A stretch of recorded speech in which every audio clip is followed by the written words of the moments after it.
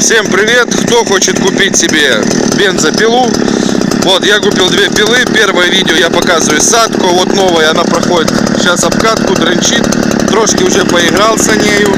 Значит, 50 кубиков пила, 3.4 лошадиные силы. Лупит, что дурная, конечно, ну понятно, по новая. Вот, с другой стороны все просто. Вот тут заливается бензин, тут масло, все регулируется, все отлично. Мощности хватает перепиливать, мама, не горюй. Я только такими и пользуюсь. Сейчас на действии вот дерево высотой. Сейчас увидите ее в работе, как она работает.